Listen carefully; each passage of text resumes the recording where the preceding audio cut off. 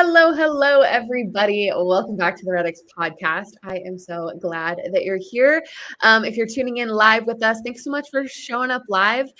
We love when people come in and are able to ask questions and participate in the chat. So feel free to let us know where you're watching from in the chat if you are tuning in live. We have Corinne with us today. Welcome, Corinne. Thank you so much for having me. Yes, we're so excited. You are a return guest, and Corinne has helped us a lot with our content lately. She is a rock star when it comes to expired prospecting. So we're going to be talking about that today, a little bit about cold calling and her success with that. But before we get started, I just want to tell the audience, again, this is a participatory event, so feel free to chat us in. Andrew just asked, is this live now? Yes, Andrew, it is live right now. So you can chat in and ask questions if you'd like. Also, if you want to subscribe to the podcast, you always can at redx.com/podcast. You put your email in and we'll email you every time we have a new episode. And I think that's it for that. Awesome. Okay, Corinne, why don't you give us a little bit of an introduction for people that don't know who you are? Just give us a couple minutes of who you are, where you came from, stuff like that. No, absolutely. Absolutely. So I know the intro was on one of the last podcasts I was on, but I'll say it again, like you said, for people who haven't heard it. So my background goes really, really deep back to when I was a little kid. I had a very extensive medical background of having a tumor in my spinal cord and spending my childhood in hospitals and cancer in my early 20s. So I definitely had to have that kind of sink or swim mentality, that warrior mindset at such a very, very young age. I ended up actually going to University of Central Florida because I'm from the Sunshine State to go to college as a criminal justice major. Did not end up doing that. I actually ended up getting into the home insurance industry, and that's where I did home, auto, and business insurance. Started that at 22 years old for 2.5 years. And then from there, my boss was like, you would just make a fantastic realtor, right? So he got me licensed and pushed me into real estate.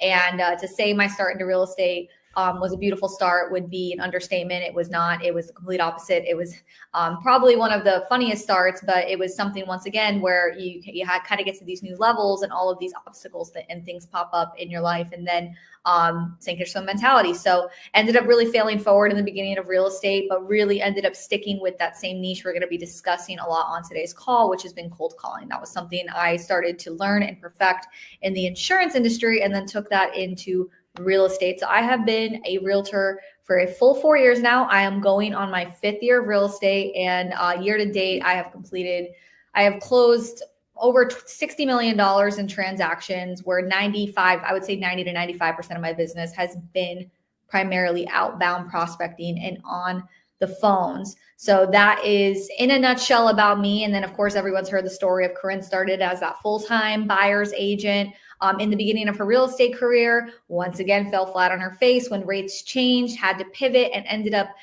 meeting my coach, Haas Pratt, on an airplane by accident.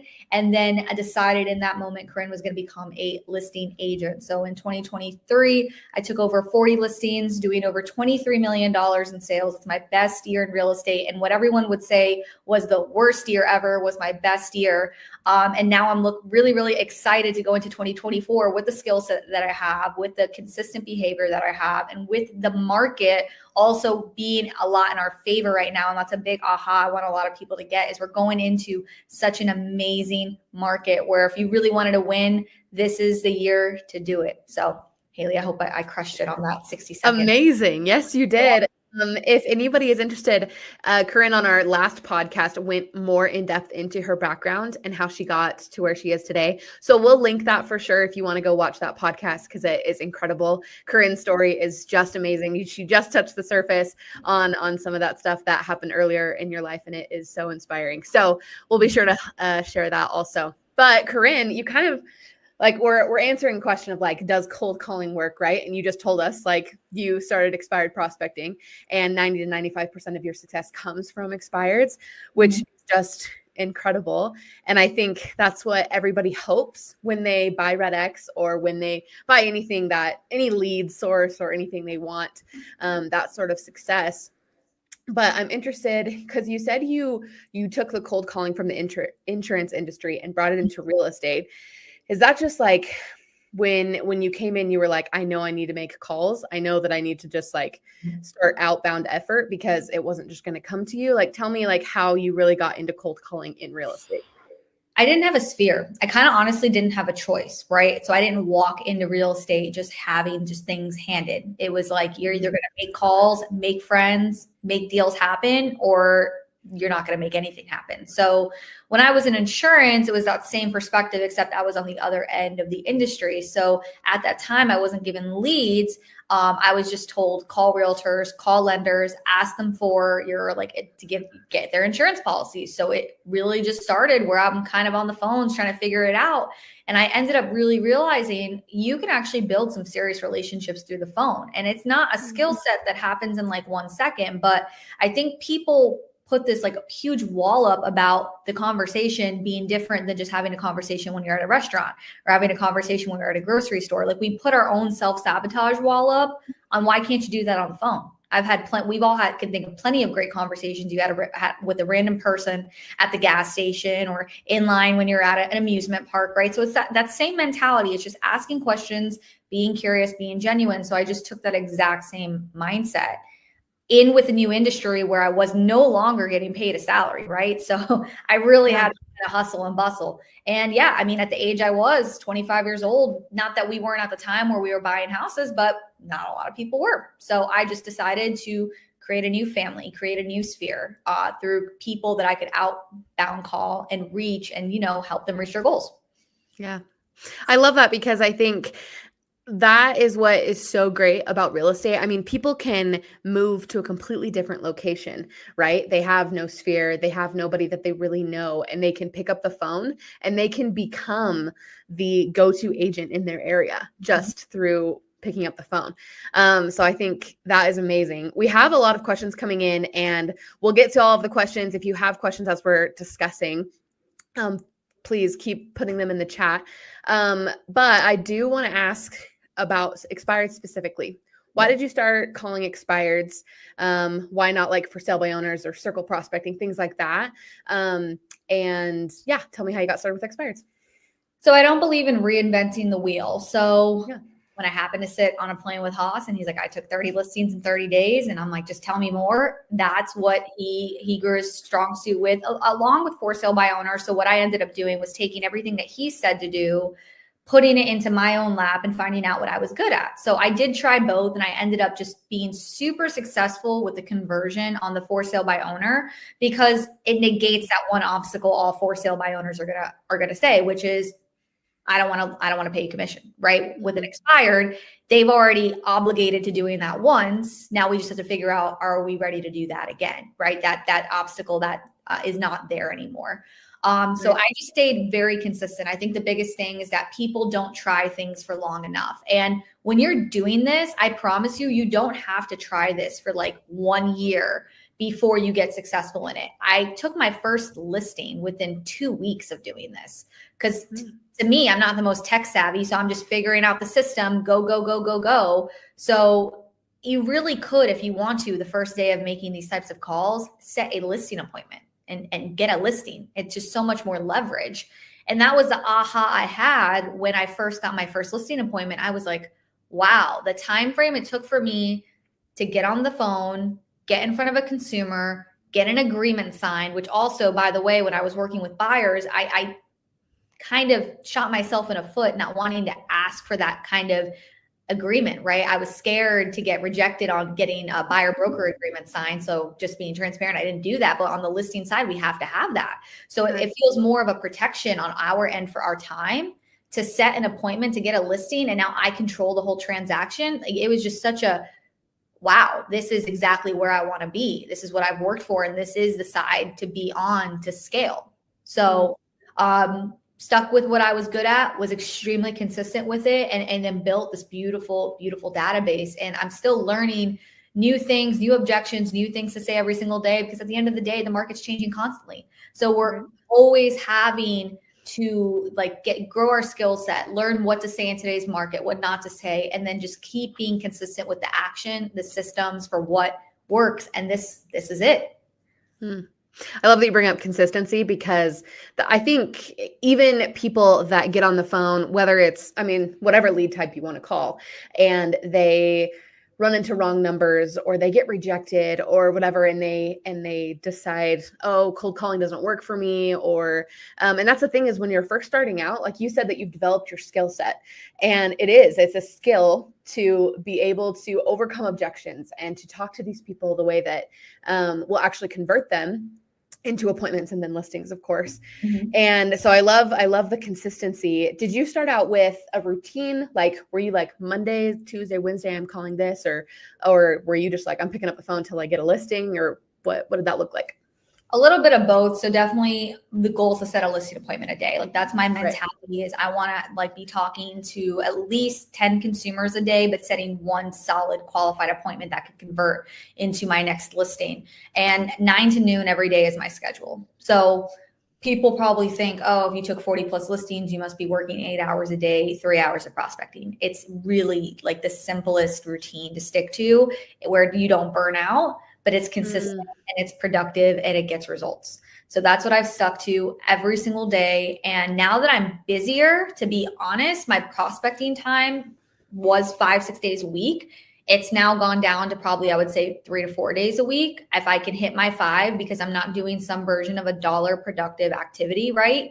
No excuses. I'm not just waking up just saying I'm just going to go lay out by the pool or something like that. I'm actually at other appointments or doing something dollar productive that would take me away from that. But I'd say in the beginning, as an agent starting this, you're going to have 2 things. You're always going to have a lot of time or a lot of money. So if you're at the position where you have a lot of time and you need to get the money, then this is where you're committing 5-6 days a week to those 3-hour days. And then there will be time where you have a lot of money and now you need to find a way to leverage. So it depends on where you're at in your business and what you need to focus on. I like that. In the beginning, did you have like, I mean, things that are common, like call reluctance and fear, and like got down on rejection? Did that happen more in the beginning? Is that still something that you deal with? And how did you overcome that? Of course, it was something I dealt with in the beginning. You know, no one wakes up and likes feeling rejected, but what I tell myself after the rejection that I think is different than what other people tell themselves. They go down on their own self-worth, which to me, rejection is not going to stop me from speaking to the consumer that I'm meant to help. Like if you allow rejection to stop you, you're stopping yourself from a family that actually really needs you. And when you switch that mindset, you no longer look at it as rejection. You just look at it as I was not meant to help that person.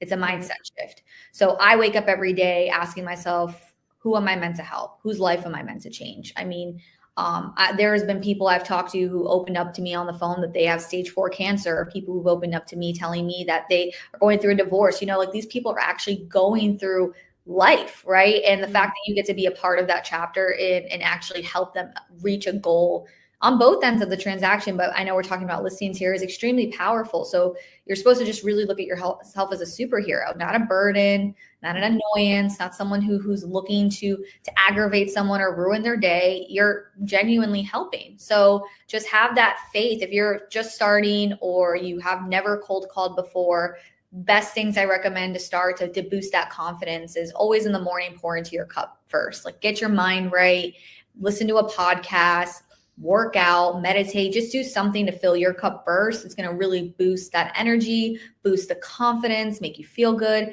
And then when you go into those calls, that authenticity, that good energy is really going to come through on those calls to where you're going to attract who you're meant to help. So just remember, when you get rejected, when someone hangs up the phone on you, when you get a wrong number, you are just not meant to help that person. And we move on to the next. I love that mindset. I think mindset is so easy to overlook sometimes because it's simple, right? It's just like getting your mind right. And it's maybe not simple because it is something that you have to actively work on and actively make sure that you're in the right mindset to be successful. And so I love that reminder of, especially with expireds, right? Because expireds have been let down. They've been let down by another agent. And they might be feeling hopeless. They might be feeling embarrassed. They might be feeling all sorts of things as an expired. And for you to call them, you're really like giving them hope, right? You're giving them hope that I can get the job done for you. Let me show you what I can do. And then you can help them get to wherever they need to go. Because they're probably feeling discouraged. So I love that, especially with expireds. I think we should get into some of these questions because they're related to some of the things that we're talking about. Andrew asked, how many contacts are you getting an hour? And to add to that, I just want to ask general metrics that you try to reach. I know we talked about the routine, but things that the numbers that you try to reach every day, or if you have those. Yeah, absolutely. 200 calls a day is my goal. So that would, with the dialer, will take you about 3 hours. I believe in working smarter, not harder. So the dialer is something I 10 and 10 recommend. Have your systems in place. So 200 leads me to a conversion of at least one listing. And if you're, depending on what market you're in and depending on how saturated your market is with agents or with inventory, is going to dictate the numbers. So that's what I found in my market in Orlando, Florida, just because I have 5 different counties surrounding me within an hour. We have 40,000 agents around in the industry in this general Central Florida area. So once you take those numbers into account and take on how many listings you're looking to take per day or per week, and then just kind of reverse engineer the process. That's what I found worked for me. And I 10 of 10 recommend anyone else to kind of follow that. I love that. Another question from Beatrice said, hi, do you call everyone on the list? Do you call people on the do not call list? Also with this, because sometimes not a lot of people have a ton of new expireds every day, or they don't have enough to, want to call for as long as they want to. Do you call old expireds and things like that? Well, not to get myself in trouble on the public internet, but you're just if your phone number is on a list in front of me, regardless of what the phone number says, I am calling it. So I don't know if I just shot myself in the foot saying that, but let's say that. Believe it or not, I actually hit a lot of the newest expireds first. And I do believe in processes, systems, and understanding the market you're in. So for example, right now specifically, I love calling all of the new expireds, the ones from the day before, the ones from the day before that, the ones of the current month, right? All January. And then let's hit December. I mean, people are going to hear, okay, in December, you couldn't sell your home. Well, guess what? I have a market that you could sell a home in now. We have tax returns coming out. We have a new year, new goal everyone's looking to reach. We have interest rates going down, right? So we're taking advantage of the market terminology that we're in, and we're implementing it into the scripts that we're using to call those leads depending on the month that they expired in. And what right now I'm calling leads from actually January 2023, February 2023, March 2023, because we're going right back into that cycle. Hey, I know you tried this time last year and you failed around this time last year. This is what's happened in the last year. Is this still a goal you're looking to reach, right? So in regards to the organization and skills, I stick more with the numbers and the hours and the consistency of that, and I've seen a result versus focusing on exact months to call and exact days to call. I'm just sticking to the numbers, so on and so forth, because statistically, most agents stop contacting that contact after the 3rd call. Right. So of course, everyone's hitting the brand new ones, which I say try. Don't be afraid to try it, because that agent might get it before you can. So give it a try, see if you get connected with them, but definitely make sure you're hitting them from at least a month before and know what market you're in, right? So for example, let's take a month like October, and October was kind of a slower time of year. So what you can do is go back into the spring market of expireds and say, hey, spring's coming around the corner.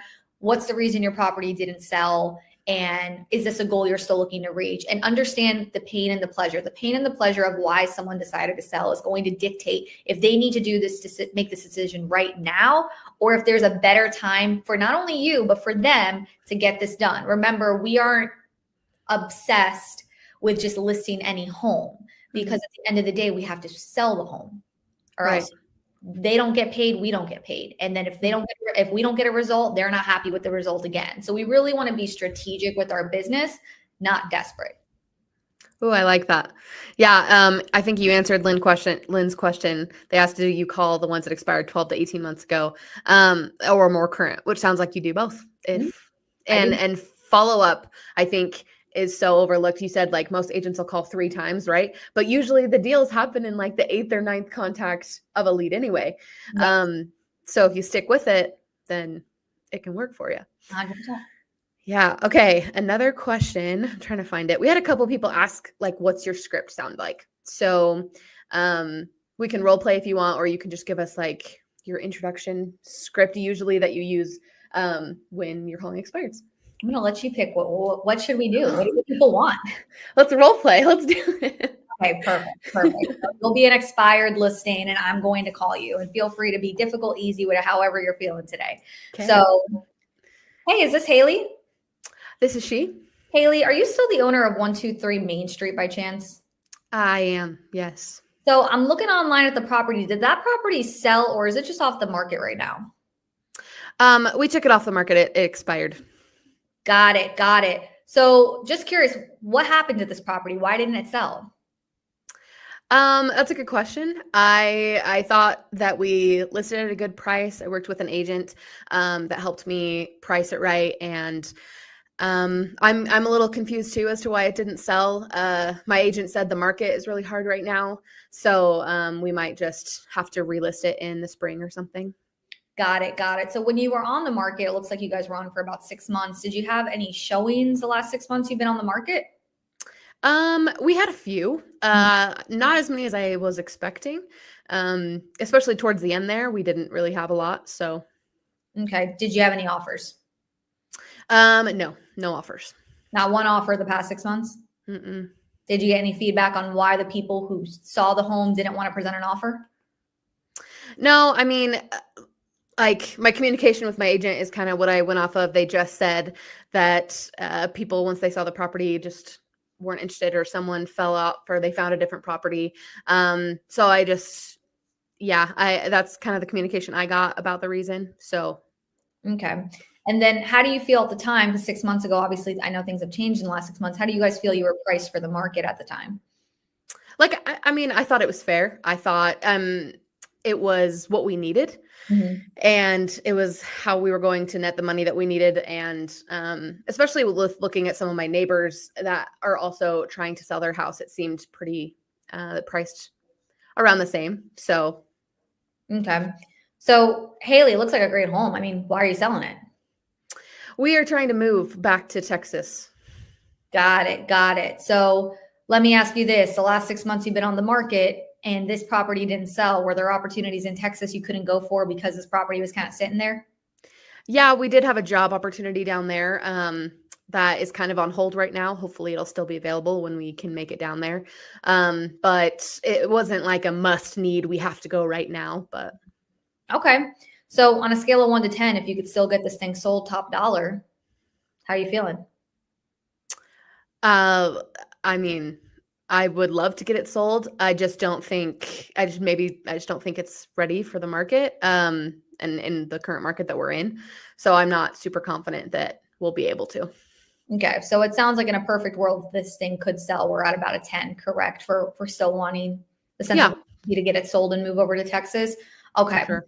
So here's what I'd like to do, Haley, and it might sound like a little bit of a strange niche, but the reason I reach out, 2 things. One, I never want to advertise this to my off-market list if the property is not for sale. You know, I like to be ethical and reach out to the owner and ask their permission first.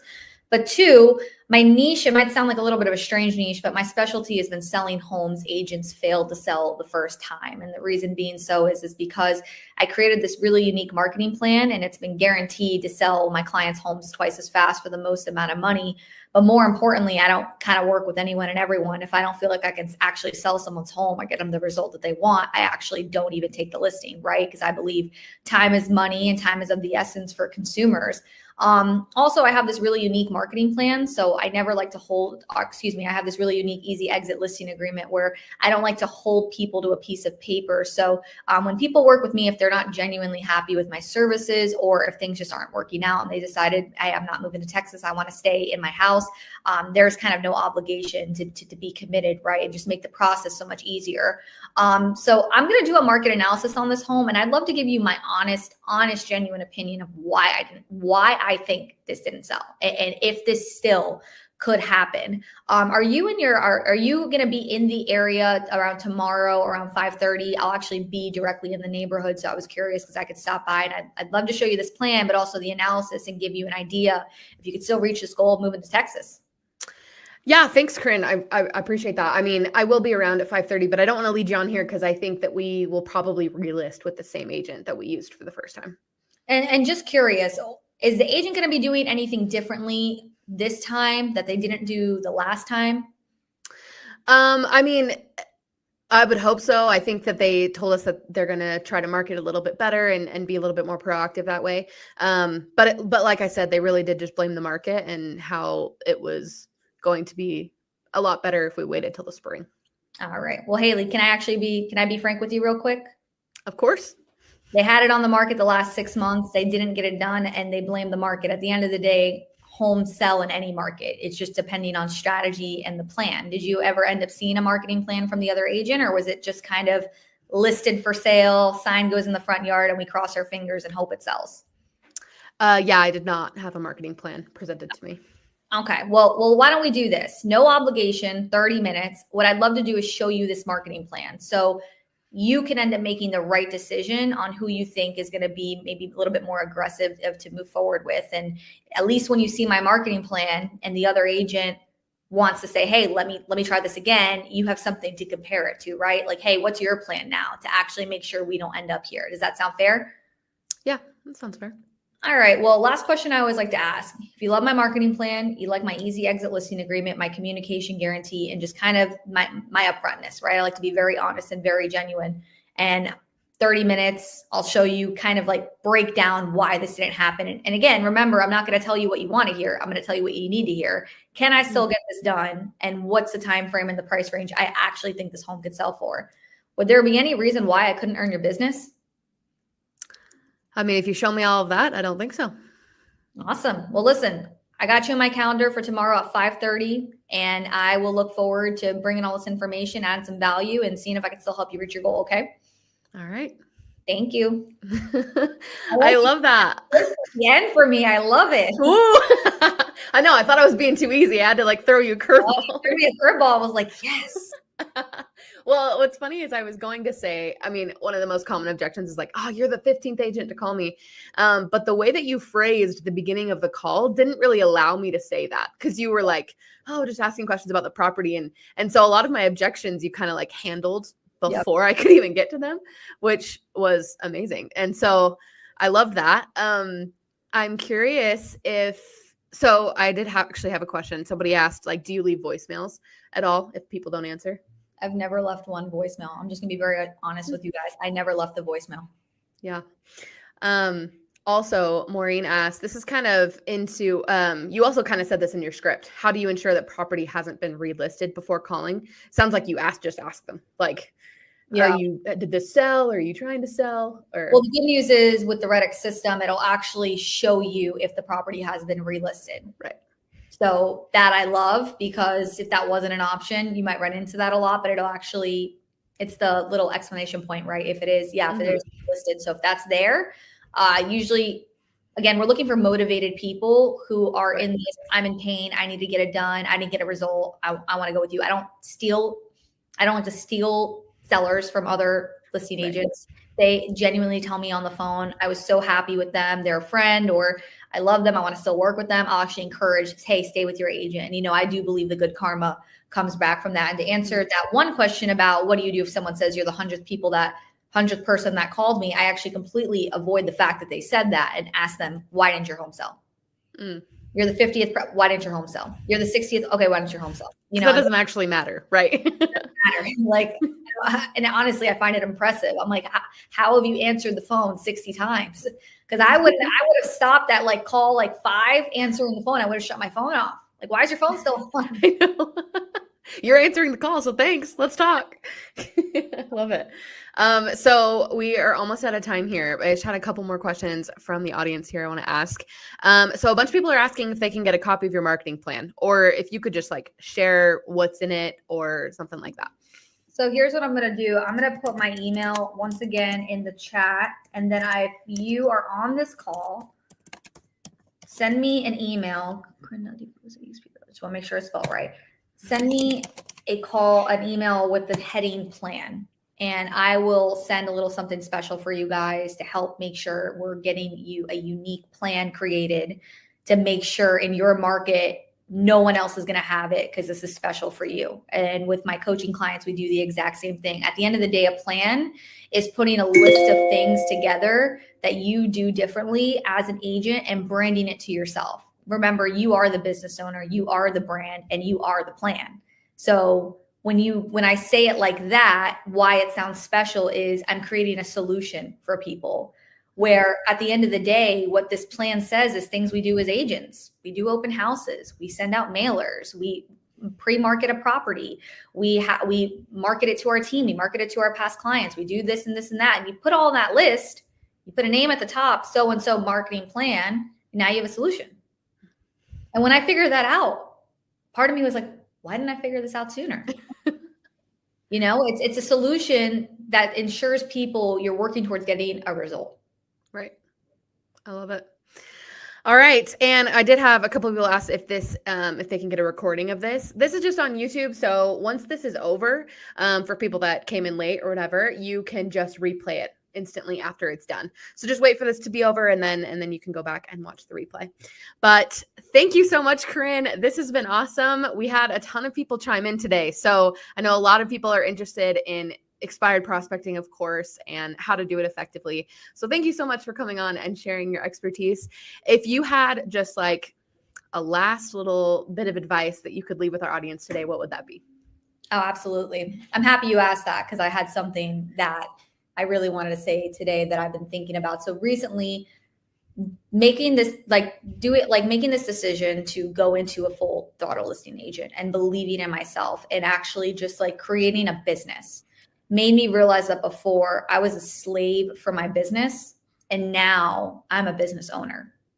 So why I want people to hear that mindset shift, that change, is because if you feel like I'm a slave to my business, I'm picking up the phone on the weekends always, I'm working until 11 o'clock at night, I'm feeling a little desperate, I'm feeling all over the place, I'm feeling squirrely, I don't know what I'm doing, I have no hope. At the end of the day, this is a business. And if you really want to be successful, it's not about working 24/7. It's about working smarter, not harder, having systems, having strategies, and having a consistent schedule. And yes, the mindset goes into that. So if anyone is in this position right now where they're like, Corinne, I feel like I'm sinking and I'm looking to swim, make the decision to get on RedX, to start calling, to be okay with failing forward, and become a business owner and no longer a slave to your business. I love that. Amen. That was amazing. What a wonderful way to end the podcast today for everyone that tuned in. Again, thank you so much, Corinne. Of course, we'll have you back on to talk more about prospecting and your success that you're having. But thanks again for coming. And thanks for everyone that tuned in live to chat in. Sorry if we didn't get to everybody's questions, but thank you so much. And we are here every Thursday at 1:30 Mountain Time. So we will see everybody same time, same place next week. Bye-bye.